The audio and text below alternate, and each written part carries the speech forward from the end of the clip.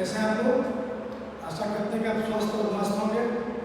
हम लोग समावेशी शिक्षा पढ़ रहे थे जिसमें बहुत से टॉपिक हम लोग पढ़े हैं। आज हमारा नेक्स्ट टॉपिक है अधिगम आवश्यकता के कारण।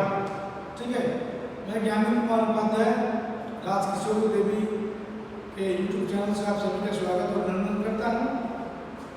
आइए आज पढ़ते हैं अधिगम आवश्यकता के कारण।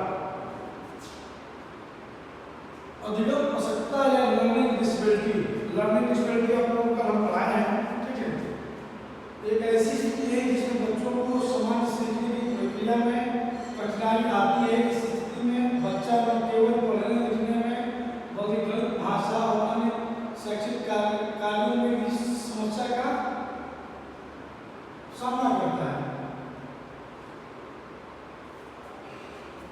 अधिगम आवश्यकता का कारण केवल धीमी मानसिक क्षमता नहीं होता, बल्कि यह कई अन्य कारणों के कारण भी उत्पन्न होती है। यहाँ इस काम के कुछ प्रमुख कारणों पर चर्चा की गई। देखिए, जैसे जो अधिगम आवश्यकता जो वाले बालक है, वो जैसे कि लर्निंग डिसेबिलिटी है, इसमें बच्चे की सामान्य सीखने की गति होती है। जो इन लोगों को सीखने का प्रक्रिया होता है बहुत धीरे होता है। ठीक है, इनको समय से उपचार नहीं मिल पाता है। ठीक है, तो इसके वजह से इन लोगों की कंडीशन ये होती है। और भी बहुत सारे प्रॉब्लम हैं जो हम आगे पढ़ेंगे। मस्तिष्क की संरचना और कार्य प्रणाली में असामान्यताएं, यानी सामान्य बच्चों से अलग होते हैं ऐसे बच्चे जिनका मस्तिष्क की संरचना और कार्य प्रणाली सामान्य बच्चों से भिन्न होता है। अधिगम आवश्यकता का सबसे बड़ा कारण मस्तिष्क की संरचना और कार्य प्रणाली में कुछ असामान्यताएं मानी जाती है। शोध में पाया गया है कि जिन बच्चों में अधिगम आवश्यकता पाई जाती है, उनके मस्तिष्क के कुछ हिस्से सामान्य रूप से कार्य नहीं करते हैं, जिनकी वजह से इनका मस्तिष्क बहुत धीमे गति से चलता है। ठीक है, विशेष रूप से मस्तिष्क का वह हिस्सा जो सूचनाओं को समझने, विचार करने और प्रतिक्रिया देने के लिए जिम्मेदार होता है, उसमें किसी प्रकार की असामान्यता होने से बच्चा पढ़ाई में परेशानी का अनुभव करता है। ये हमारे कारण था जो कि सामान्य बच्चों से भिन्न होती है, इनकी कार्यशैलियाँ, इनकी सीखने की प्रक्रिया। ठीक है, आगे देखिए,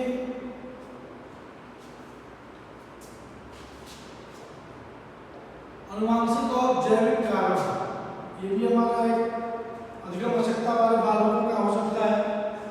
अधिगम आवश्यकता के पीछे अनुवांशिक कारणों का भी महत्वपूर्ण योगदान हो सकता है। यदि परिवार में किसी भी सदस्य को अधिगम आवश्यकता है तो उसे बच्चे में भी इनके होने की संभावना अधिक होती है।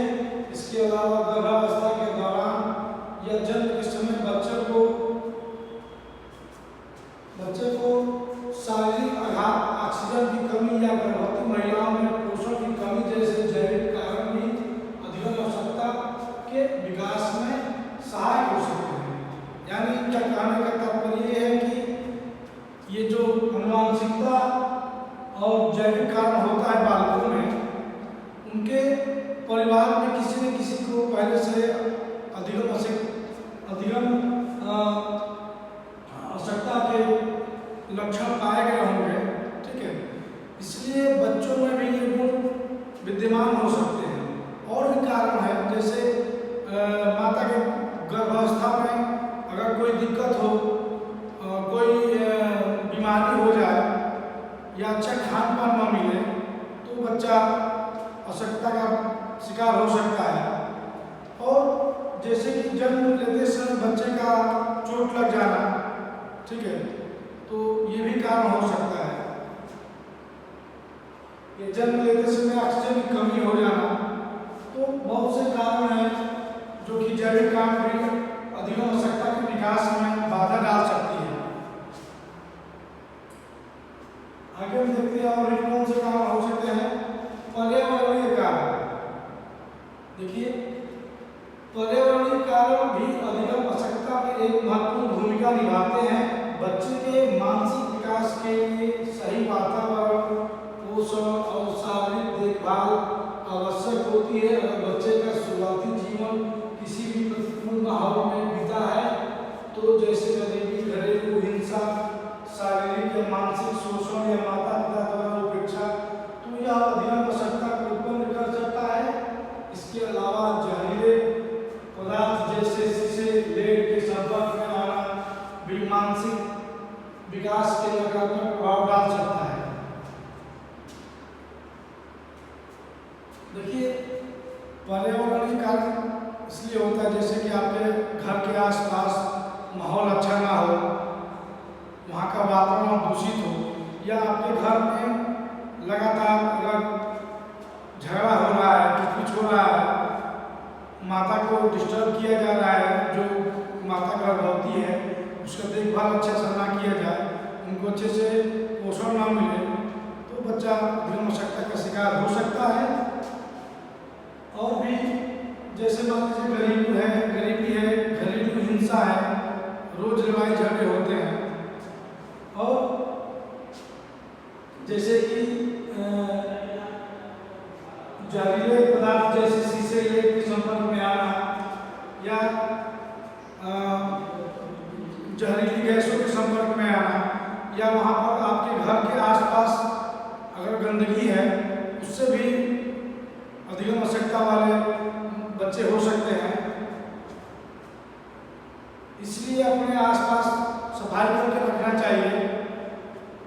आगे नेक्स्ट देखते हैं।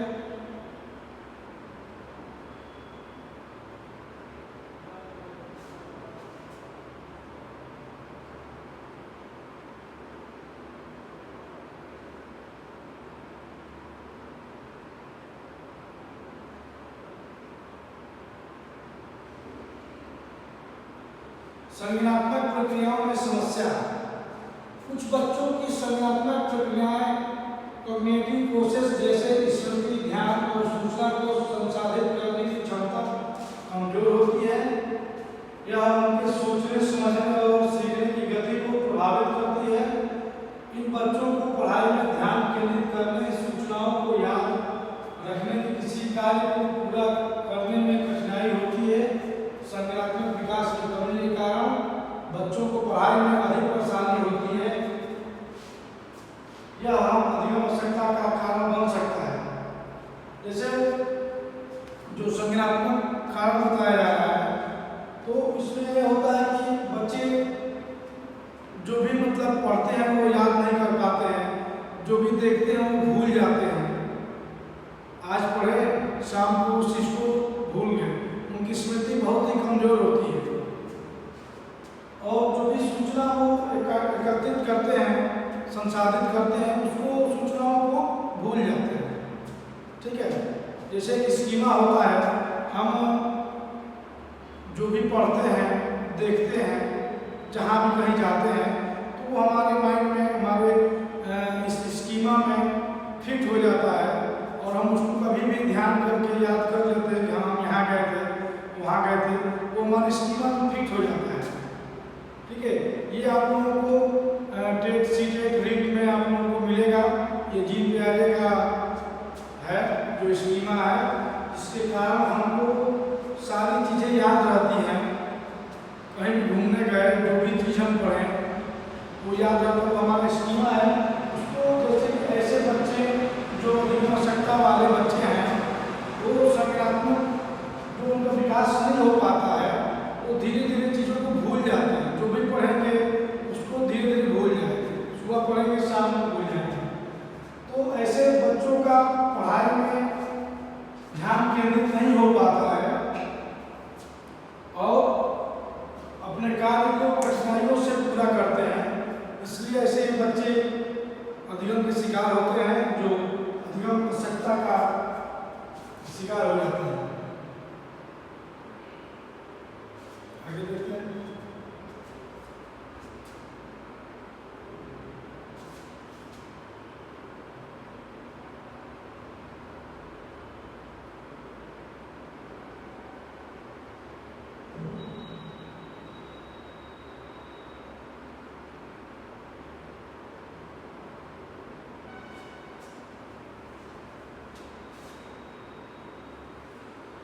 शारीरिक और मानसिक स्वास्थ्य समस्याएं। ये देखते हैं, बच्चे का शारीरिक और मानसिक स्वास्थ्य उसके सीखने की क्षमता पर गहरा प्रभाव डालता है। मृत्यु, सिर की चोट, थायराइड की कमी, थायराइड की समस्या, अवसाद, तनाव या चिंता जैसी समस्याएं भी सीखने की क्षमता को प्रभावित करती है। शारीरिक या मानसिक स्वास्थ्य की समस्याओं के कारण बच्चा सामान्य ढंग से ध्यान केंद्रित नहीं कर पाता है। इससे उसकी सीखने की क्षमता पर बुरा प्रभाव पड़ता है। जैसे जब बालक का स्वास्थ्य और शरीर सही नहीं रहेगा, उसको मिर्गी आएगी, उसको सर में अगर दिक्कत है, सर दर्द कर रहा है, बार बार माइग्रेन की समस्या है, तो उसको अध्ययन करने में समस्या होगी, वो सही से पढ़ाई नहीं कर पाएगा और उसकी जो सीखने की क्षमता है वो उसमें अवरोध प्रकट होगा। वो अपनी जो भी कार्यशैली है, मानसिक स्वास्थ्य की समस्याओं के कारण अगर जूझ रहा है वो, तो अपना अध्ययन सही से नहीं कंप्लीट कर पाएगा। सामान्य बच्चों की तरह सामान्य ढंग से वो अपना ध्यान को केंद्रित नहीं कर पाएगा। उसके लिए बच्चों का शारीरिक स्वास्थ्य रहना बहुत ही जरूरी है, तभी उनका अध्ययन सही ढंग से कंप्लीट होगा, पूरा होगा। नहीं तो उनका मन और ध्यान दोनों केंद्रित नहीं हो पाता है।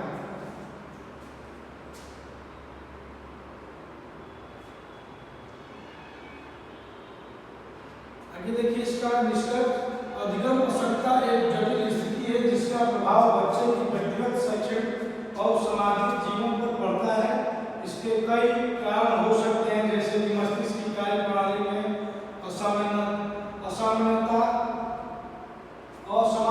अनुवांशिक और जैविक कारण, प्रतिकूल पर्यावरणीय स्थितियां, संज्ञानात्मक प्रक्रियाओं में समस्या, स्वास्थ्य समस्या और शिक्षा के तौर तरीकों में कमी।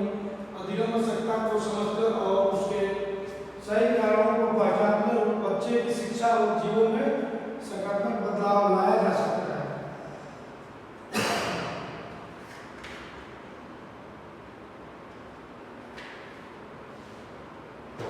कि ऊपर आप जितना कारण पढ़े हैं उसमें आप परिवर्तन करके बच्चों का विकास कर सकते हैं। अगर उसके माइंड में प्रॉब्लम है तो उसे दिखाकर अच्छे डॉक्टर से उसका इलाज करा सकते हैं। अगर उसको मिर्गी आ रहा है तो आप सही उसका उपचार कराइए और बच्चे का इलाज कराइए। सही टाइम पे सही इलाज होता है तो फिर से वो अपने कार्यशैली में सही ढंग से अपना कार्य कर सकता है और विकास कर सकता है।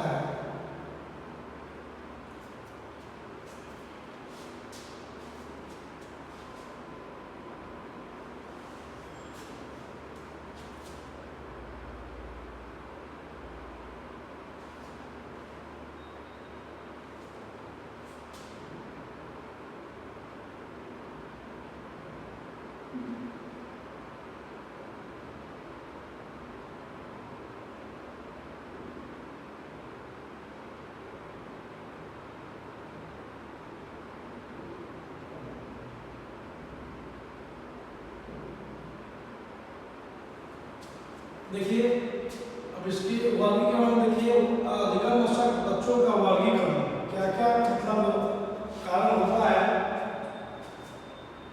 अधिगम अशक्तता, लर्निंग डिसेबिलिटी से ग्रसित बच्चों को उनकी शैक्षिक और बौद्धिक जरूरतों के अनुसार विभिन्न श्रेणियों में बांटा जा सकता है। प्रत्येक बच्चा अलग अलग प्रकार की कठिनाइयों का सामना करता है, इसलिए अधिगम अशक्त बच्चों के लिए वर्गीकरण एक महत्वपूर्ण कदम है जिससे उनके विकास और शिक्षा में सहूलियत मिल सके। इस वर्गीकरण से यह समझने में मदद मिलती है कि किस बच्चे को किस प्रकार के समर्थन और शिक्षण विधि की आवश्यकता है। पहला हमारा है डिस्लेक्सिया।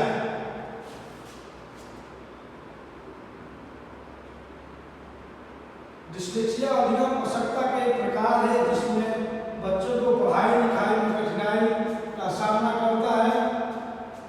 इस स्थिति में बच्चा अक्षरों और शब्दों और वाक्यों को पहचानने में, समझने में समस्या महसूस करता है।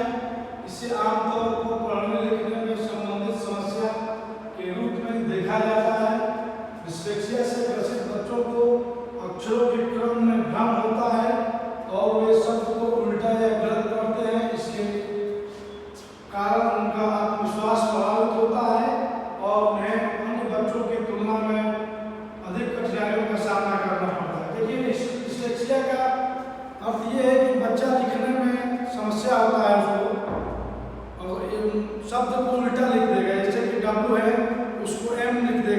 एम को डब्ल्यू लिख देगा, ठीक है।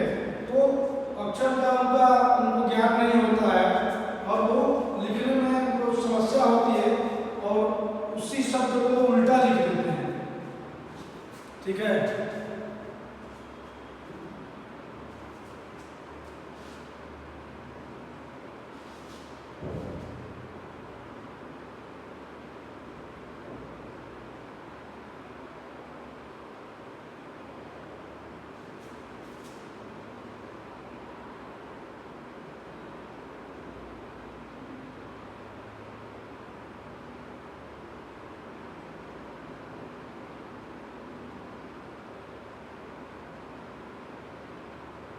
ये अगला हमारा है डिस्ग्राफिया।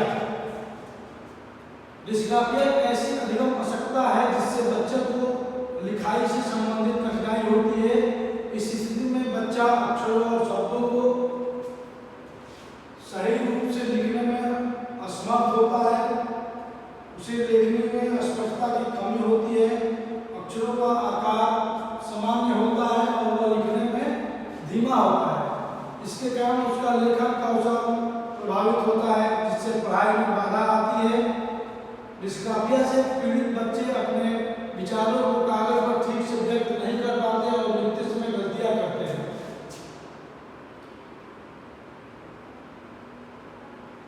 यानी जो डिस्ग्राफिया होता है वो लिखने से संबंधित होता है, जिसमें बच्चा लिखने में उनको कठिनाई होती है,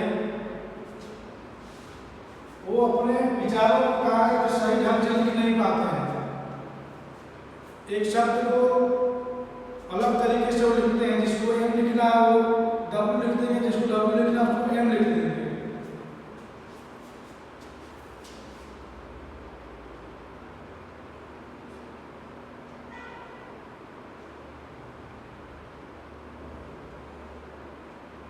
डिस्कैलकुलिया देखते हैं। डिस्कैलकुलिया क्या है? डिस्कैलकुलिया एक ऐसी स्थिति है जिसमें बच्चों को गणितीय संख्याओं का समस्या का सामना करना पड़ता है। यह अधिगम आवश्यकता गणना संख्याओं की समझ, संख्या का अनुक्रम, जोड़ घटाव, गुणा भाग जैसे गणितीय कार्यों में कठिनाई उत्पन्न करती है। ऐसे बच्चे गणितीय अवधारणाओं को समझने और लागू करने में असमर्थ होते हैं। उनकी अंकगणितीय समझ कमजोर होती है और वे गणना में कई बार गलतियां करते हैं, जिसकी उनकी शैक्षिक प्रभावित होती है।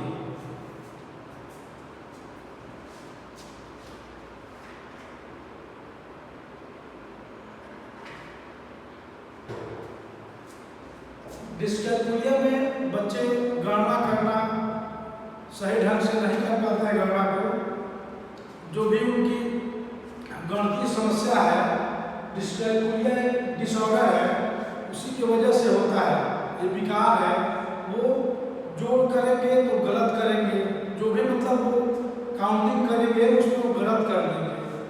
देखिए गणना संख्याओं की समझ, संख्या का अनुक्रम, जैसे कि लिखना ही है तो क्रम से नहीं लिखेंगे, ठीक है। अगर जोड़ ही दिया जाएगा, जोड़ दिया गया है तो राइट साइड से उसको जोड़ना है कि लेफ्ट साइड से जोड़ना है, इस चीज में भी उनकी समस्या होती है। जोड़ घटाना, गुणा भाग सभी में उनको समस्या होगी, इसलिए उनकी शैक्षिक प्रगति प्रभावित होती है। गणना में कई बार वो गलतियां करते हैं। आगे चलिए देखते हैं अगला auditory processing disorder. Auditory processing disorder एक ऐसी स्थिति है जिसमें बच्चों को ध्वनि और सुनने की प्रक्रिया में समस्या होती है। इस स्थिति में बच्चों को ध्वनि का ठीक से विश्लेषण करने, समझने में कठिनाई होती है। उदाहरण के लिए शिक्षक द्वारा बोले गए निर्देशों को समझना और उनका पालन करना बच्चों के लिए कठिन होता है। इस कारण से वे क्लासरूम में दी गई जानकारी को ठीक से ग्रहण नहीं कर पाते हैं, पढ़ाई में पीछे रह जाते हैं। यह समस्या सुनने के लिए जिम्मेदार न्यूरोलॉजिकल प्रक्रियाओं से संबंधित है। ये जो ऑडिटरी प्रोसेसिंग डिसऑर्डर है, जैसे कि क्लासरूम में बताया गया कि कल सुबह 7 बजे से क्लास चलेगा, तो जिनको ये विकार होता है ऑडिटरी प्रोसेसिंग डिसऑर्डर, उस बात को समझ नहीं पाएंगे और वो अपने स्वतः अपने टाइम पे, जैसे कि 9 बजे से क्लास चल रहा है पिछले दिनों से, तो 9 बजे से ही आएंगे। कोई भी और भी इंस्ट्रक्शन दिया गया है उसको समझ नहीं पाते हैं, उनमें ये कमी पाई जाती है। कोई भी सूचना दिया जाएगा क्लासरूम में टीचर के द्वारा, उसको समझ नहीं पाएंगे, समझने में उनको कठिनाई होती है।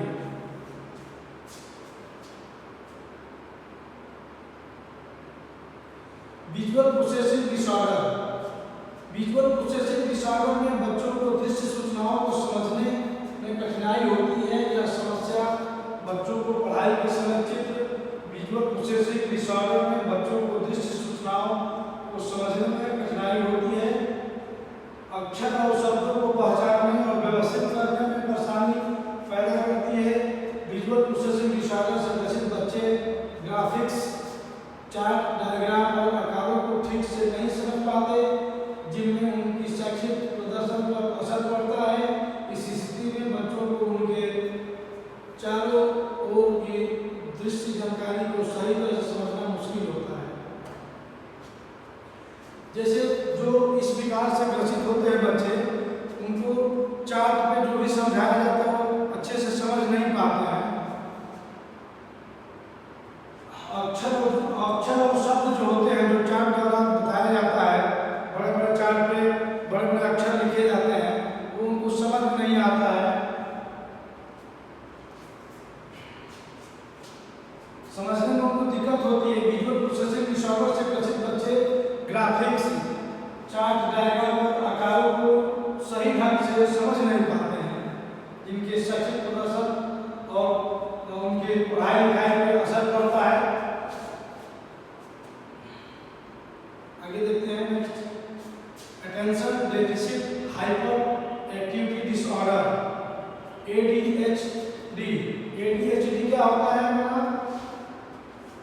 Attention deficit hyper activity disorder. ADHD एक ऐसी स्थिति है जिसमें बच्चों को ध्यान केंद्रित करने और व्यवहार नियंत्रित करने में कठिनाई होती है। ये बच्चे अक्सर अत्यधिक ADHD एक ऐसी स्थिति है जिसमें ये सक्रिय होते हैं और किसी कार्य पर लंबे समय तक ध्यान नहीं दे पाते।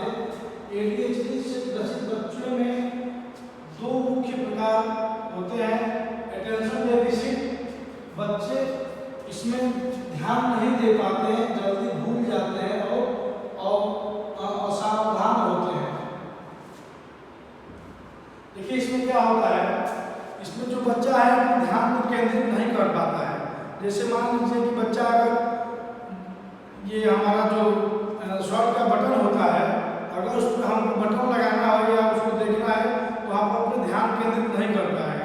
अगर वो पढ़ाई कर रहा है, ब्लैक बोर्ड पर देख रहा है, तो वो आप अपने ध्यान को केंद्रित नहीं कर पाएगा। मतलब वो थोड़े समय में उसका ध्यान हट जाता है, एक जगह सही ध्यान उसका नहीं टिक पाता है, जिससे उसको पढ़ने में या किसी कार्य को करने में समस्या होती है।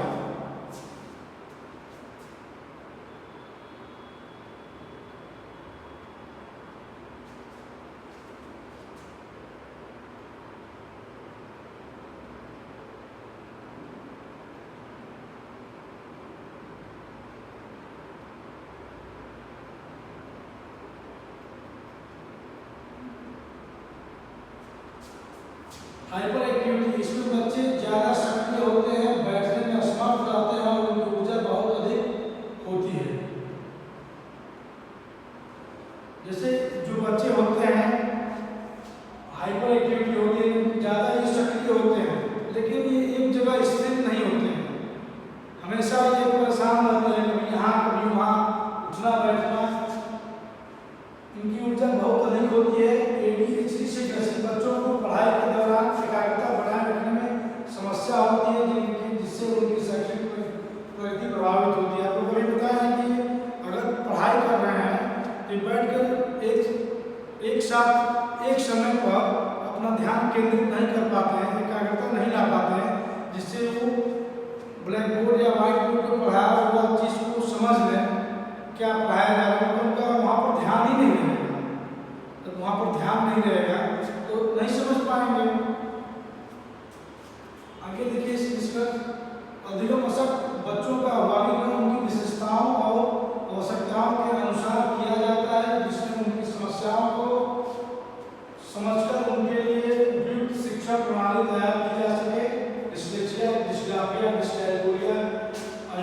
Processing disorder, visual processing disorder, ADHD जैसे वर्गीकरण बच्चों की अधिगम आवश्यकताओं को ध्यान में रखकर विशेष शैक्षिक कार्यक्रम तैयार करने में सहायक होते हैं। इससे न केवल उनकी शैक्षिक प्रगति होती है बल्कि उनमें आत्मविश्वास की वृद्धि होती है। देखिए, जो भी आप लोगों को ये डिसऑर्डर बताया गया है, इसका भी उपाय है, इसको भी मतलब सही किया जा सकता है, ऐसे बच्चों को भी सही किया जा सकता है। ठीक है,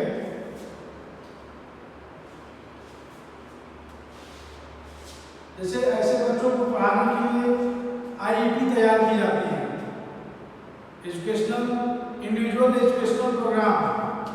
तो उसके माध्यम से ऐसे बच्चों को पढ़ा करके इनका विकास किया जाता है।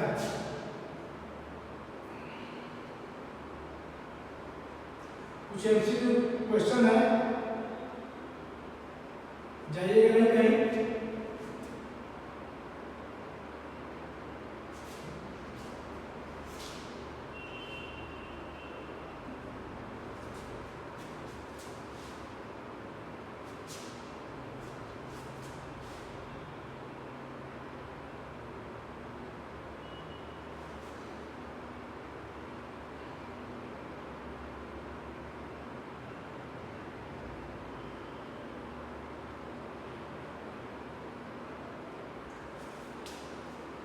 देखिए, कुछ क्वेश्चन है, आप लोग देखिए, उसका आंसर दीजिए।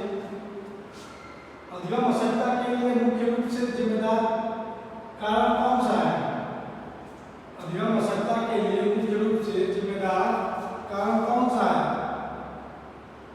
पहले खराब, दूसरा बी ऑप्शन में मस्तिष्क की संरचना और कार्यप्रणाली में असामान्यताएं, पढ़ने में रुचि की कमी, और डी ऑप्शन है अधिक खेल-कूद में रुचि। अभी ऊपर आप लोगों को थ्योरी पढ़ाया गया, बताइए।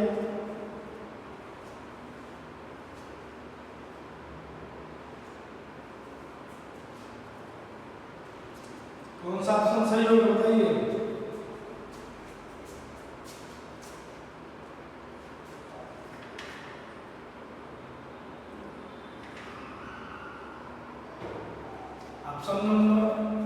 ऑप्शन बताइए, इसमें कौन सा सही है? मस्तिष्क की संरचना और कार्यप्रणाली में असामान्यताएं, option B, right option B है। अगला देखते हैं, यदि परिवार में किसी समस्या को अधिगम आवश्यकता है तो बच्चे में इसके होने की संभावना को अधिक होती है। संभावना क्यों अधिक होती है? यदि परिवार में किसी सदस्य को अधिगम आवश्यकता है तो बच्चे में इसके होने की संभावना क्यों अधिक होती है? ऑप्शन ए अनुवांशिक कारणों से, बी खान-पान के कारण से, सी सामाजिक कारणों से, और डी आर्थिक कारण से। बताइए, किस कारण से बच्चों में, उनके परिवार में किसी सदस्य को अगर अधिगम आवश्यकता है तो किस कारण से बच्चों में होती है? अनुवांशिक कारणों से। Option number B, sorry A, option A अनुवांशिक कारणों से। नेक्स्ट क्वेश्चन, पर्यावरणीय कारणों में से कौन सा कारण अधिगम आवश्यकता उत्पन्न कर सकता है? पर्यावरणीय कारणों में से कौन सा कारण अधिगम आवश्यकता उत्पन्न कर सकता है? नियमित पढ़ाई का समय, घरेलू हिंसा, खेल में रुचि, अच्छा खान पान। बताइए कौन सा ऑप्शन सही है?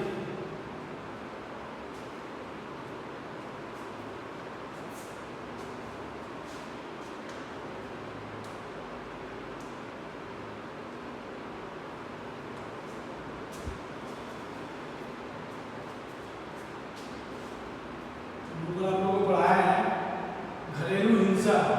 अगर घर में हमेशा झगड़ा का माहौल रहेगा, घरेलू हिंसा होगा, तो अधिगम आवश्यकता उत्पन्न हो सकता है। अगर किसी गर्भवती महिला के बच्चा अगर गर्भ में है और वहाँ पर घरेलू हिंसा होगा, अच्छा बर्ताव नहीं होगा, तो हमारा अधिगम आवश्यकता उत्पन्न हो सकता है घरेलू हिंसा के कारण। नेक्स्ट क्वेश्चन देखते हैं, डिस्ग्राफिया से ग्रसित बच्चे को किस प्रकार की कठिनाई होती है? बताइए। Option number 4। देखिए आप लोग ये बता दें, डिस्ग्राफिया ग्राफ होता है लिखने के लिए, ठीक है।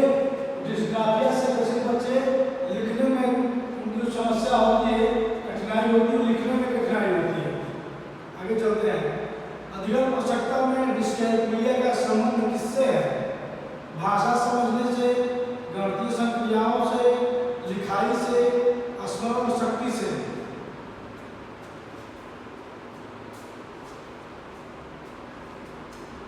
डिस्कैलकुलिया का संबंध है गणितीय संक्रियाओं से।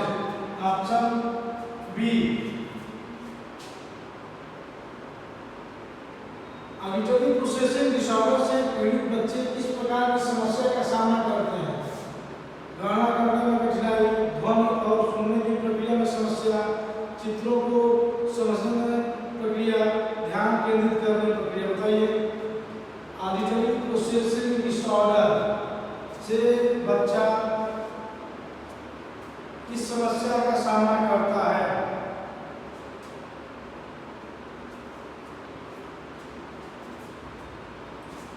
ध्वनि और सुनने की प्रक्रिया में।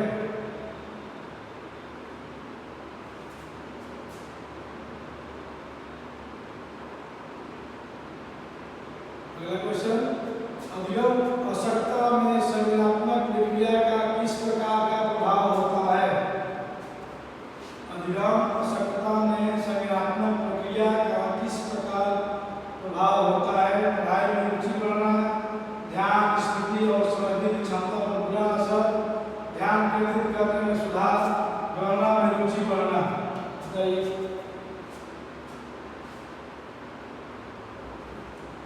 ध्यान, स्मृति और समझने की क्षमता पर बुरा प्रभाव पड़ता है। आप लोगों को पीछे बताया था स्कीमा के बारे में। वो स्कीमा ये होता है जो हम जहाँ भी जाते हैं, जो भी पढ़ते हैं, कहीं कुछ खाते हैं, हमें सब याद रहता है, हमारे स्कीमा में फिट हो जाता है। ध्यान, स्मृति और समझने की क्षमता पर बुरा असर पड़ता है, स्कीमा पर प्रभाव पड़ता है। ये हमारा संज्ञानात्मक विकास का क्वेश्चन है जो कि जीन प्याजे के द्वारा इसका रचना किया गया है। तो हमारा क्या ऑप्शन होगा? बी, ध्यान, स्मृति और समझने की क्षमता पर बुरा प्रभाव। Next question, visual processing disorder के कारण बच्चे को किस प्रकार की समस्या होती है? विजुअल प्रोसेसिंग डिसऑर्डर के कारण बच्चे को किस प्रकार की समस्या होती है? सुनने में कठिनाई, अक्षरों और चित्रों को पहचानने में कठिनाई, गणना में कठिनाई, खेल में कठिनाई। आप क्वेश्चन को एलिमिनेट भी कर सकते हैं। सुनने में कठिनाई होगा नहीं, गणना में कठिनाई डिस्कैलकुलिया में होता है, खेल में कठिनाई होगा नहीं, हमारा अक्षरों और चित्रों को पहचानने में कठिनाई होगी। Option number B right option. देखिए इंपॉर्टेंट क्वेश्चन, ADHD किस प्रकार की अधिगम आवश्यकता है? ADHD अभी आप लोगों को बताया भी है कि ADHD में ये होता है कि हम एक जगह अपने ध्यान को एकाग्र नहीं कर पाते हैं। ये हमारा ADHD है। हम अगर किसी काम को कर रहे हैं तो कुछ सेकेंड, कुछ मिनट के बाद हमारा वहाँ से ध्यान हट जाएगा, जिससे हमारा जो भी हम पढ़ाई कर रहे हैं वो हम समझ नहीं पाएंगे। हमारे व्यवहार में दिक्कत होगी। हम किसी से बात कर रहे हैं तो उससे बात करते करते हमारा ध्यान इधर चला जाएगा, हमारा ध्यान इधर चला जाएगा, मतलब ध्यान उसमें से हट के किसी और पे ध्यान चला जाएगा। तो ध्यान केंद्रित करने और व्यवहार केंद्रित करने में कठिनाई होती है ADHD। नेक्स्ट क्वेश्चन, निम्नलिखित में से कौन सा एक जैविक कारण है जो अधिगम आवश्यकता उत्पन्न कर सकता है? परिवार का माहौल, जन्म के समय ऑक्सीजन की कमी, खेल में कमी, मानसिक शांति की कमी। बताइए।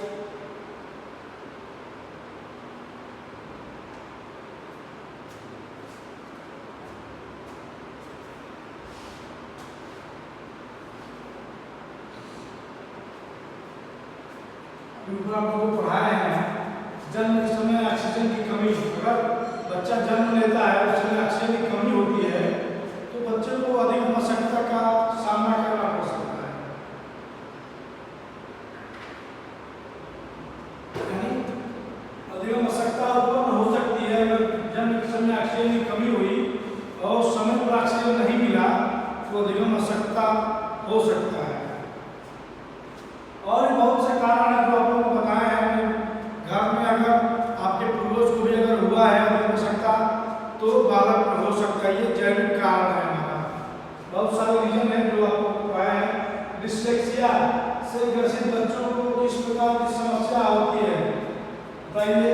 गणना करने में, अक्षर और शब्द पहचानने में, सुनने में, लिखने में, बताइए क्या होगा?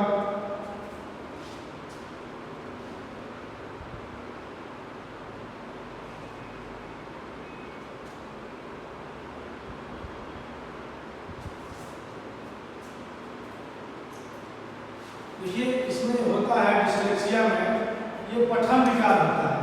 डिस्लेक्सिया हमारा पठन विकार होता है।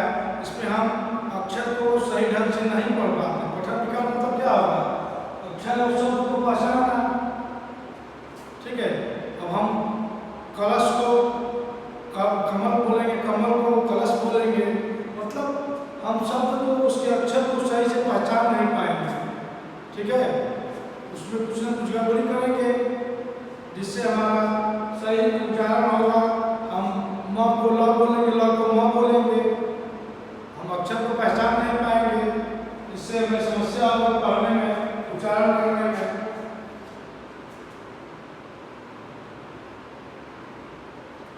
अगला क्वेश्चन देखते हैं। अधिक मशक्कत बच्चे में डिस्ग्राफिया का संबंध किससे है? भाषा समझने में, गणना करने में, लिखने में कठिनाई, चित्र देखने में कठिनाई। अधिक मशक्कत बच्चों में डिस्ग्राफिया का संबंध किससे है?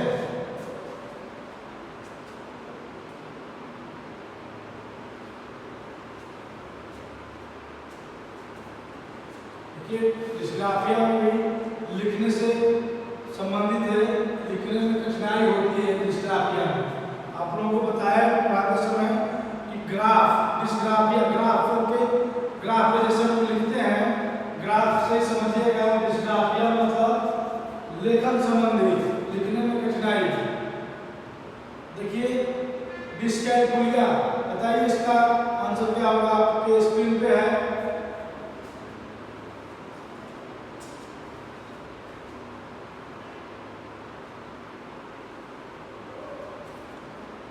डिस्कैलकुलिया किस प्रकार की अधिक मशक्कत है बताइए?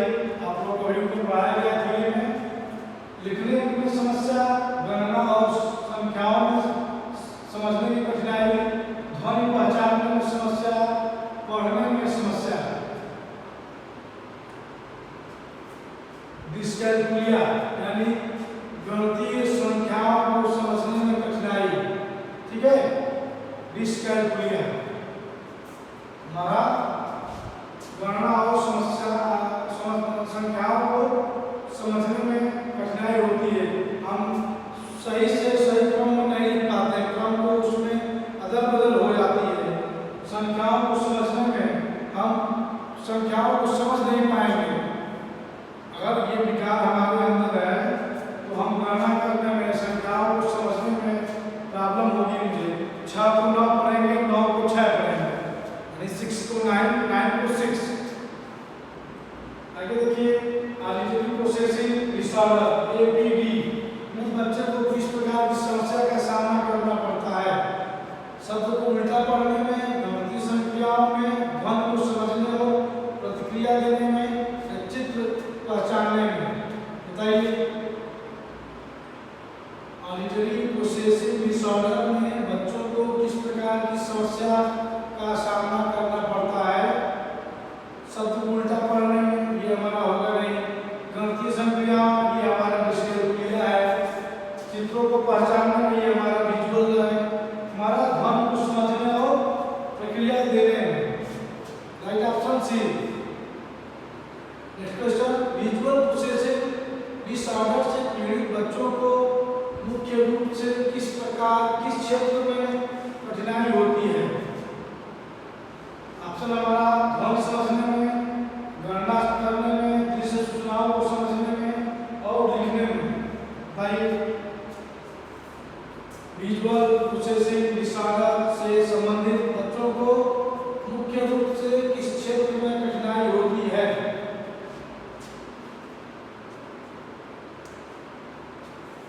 विजुअल प्रोसेसिंग डिसऑर्डर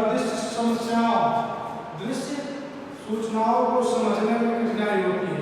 किसमें होती है?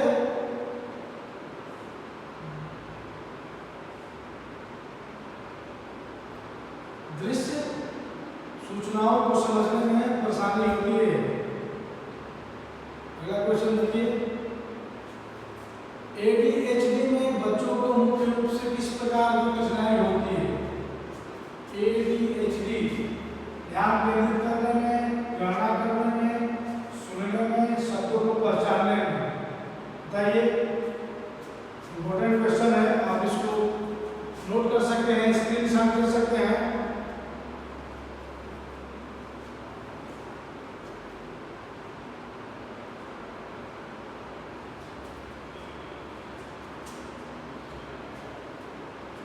देखिए, ADHD में ध्यान केंद्रित करने में होता है, हम सही ढंग से अपने ध्यान को एकाग्रित नहीं कर पाते हैं, इससे हमको समस्या होती है। तो इसका राइट ऑप्शन होगा ए, ध्यान केंद्रित करने में। अगला क्वेश्चन देखते हैं, डिस्ग्राफिया का मुख्य प्रभाव किस प्रकार के कार्य पर पड़ता है? गणना पर, लेखन पर, दृश्य की स्मृति और ध्वनि समझने पर। डिस्ग्राफिया क्या होगा? आप लोगों को बताया कि डिस्ग्राफिया ग्राफ यानी लेखन संबंधी विकार है। डिस्ग्राफिया हमारा लेखन संबंधी विकार है, लिखने में दिक्कत होती है। मतलब लिखने में दिक्कत का मतलब ये है कि हम क को ल लिखेंगे, समझ रहे ना? पीछे बताया आप लोगों को, लिखने में वो गलती करते हैं। डिस्कैलकुलिया किस प्रकार के कार्यों में समस्या उत्पन्न करती है? डिस्कैलकुलिया को बताया गणितीय कार्यों और संख्याओं में। Option number A. डिस्लेक्सिया से ग्रसित बच्चों को निम्नलिखित में किस कार्य में कठिनाई होती है? डिस्लेक्सिया अक्षरों और शब्दों को सही ढंग से पहचानने में। ठीक है, डिस्लेक्सिया में होता है जो पठन विकार है हमारा, और हम उसको पढ़ नहीं पाते हैं सही से, इसलिए हमारा अक्षरों और शब्दों को सही से पहचान नहीं पाएंगे तो हम कैसे पढ़ेंगे? बुक लेकर खड़े हो गए और मैं पहचान नहीं पा रहा हूँ कि क्या लिखा गया है, ये अक्षर कौन सा है, उच्चारण क्या करेंगे, तो दिक्कत होगी उनको पढ़ने में। डिस्लेक्सिया हमारा पठन विकार है।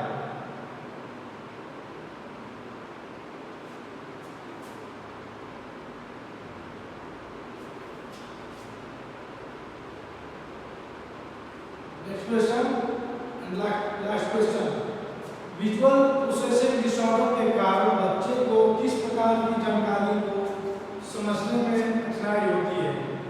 विजुअल प्रोसेसिंग डिसऑर्डर के कारण बच्चे को किस प्रकार की जानकारी को समझने में कठिनाई होती है? ऑप्शन ए ध्वनि संबंधी जानकारी, ऑप्शन बी दृश्य संबंधी जानकारी, ऑप्शन सी गणितीय अवधारणाएं, ऑप्शन डी लेखन संबंधी जानकारी। आपके सामने क्वेश्चन और उसके ऑप्शन भी हैं, बताइए कौन सा ऑप्शन सही है? देखिए, विजुअल प्रोसेसिंग डिसऑर्डर आप लोगों को पढ़ाया है।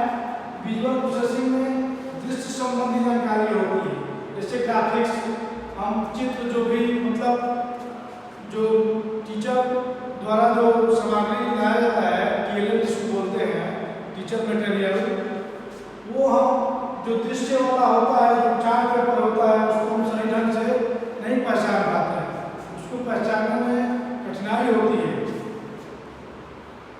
जिसको TLM बोलते हैं, टीचर लर्निंग मटेरियल। तो क्या होगा? राइट ऑप्शन बी, दृश्य संबंधी जानकारी। आज का हमारा जो MCQ था 20 क्वेश्चन कंप्लीट हुआ। अगर आप लोगों को वीडियो अच्छी लगी तो इसको लाइक करें, सब्सक्राइब करें और अपने फ्रेंड को शेयर करें। फिर कल इसी YouTube चैनल से मैं आप लोगों को फिर से मिलूंगा।